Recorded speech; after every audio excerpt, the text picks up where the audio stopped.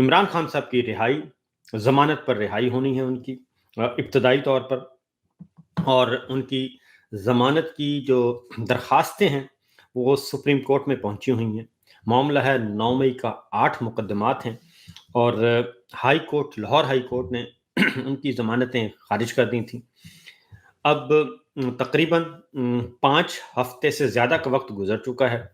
और chief justice Yahya Afridi हैं, उनके साथ हैं जस्टिस शफी सिद्दीकी साहब और जस्टिस मियां गुल हसन औरंगज़ेब साहब। आज फिर मुकदमे की समाअत थी, आज फिर दरखास्तों की समाअत होना थी, और इसके बारे में हम आपको बताएंगे कि आखिर क्या माजरा है, क्यों ये लटक रहा है, और आज कोर्ट रूम में क्या हुआ। बहुत ही दिलचस्प मनाजिर आज देखने को मिले सुप्रीम कोर्ट ऑफ पाकिस्तान के कमरा अदालत नंबर 1 में। इमरान खान साहब की 9 मई का जो पहले मुकदमा है, पहले तो आपको 9 मई का मामला बता दूं कि 9 मई एक फॉल्स फ्लैग ऑपरेशन था, और अब तक, इस वक्त तक जब हम बात कर रहे हैं, कि एक भी गवाही इनके पास नहीं है। हुकूमत के पास, प्रोसिक्यूटर के पास, इस्तगासे के पास कोई भी गवाही नहीं है,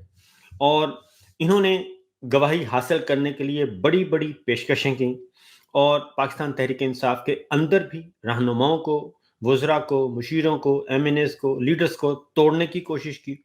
कारकुनों को तोड़ने की कोशिश की, कि एक बंदा मिल जाए जो ये कहे कि ये एक बाकायदा तौर पे प्लानिंग की गई थी 9 मई की, और इसकी प्लानिंग इमरान खान साहब ने की थी। तो बस इतना बात अगर आप कह दें तो हम आपको वारे न्यारे कर देंगे। तो अभी तक कोई एक भी जो है वो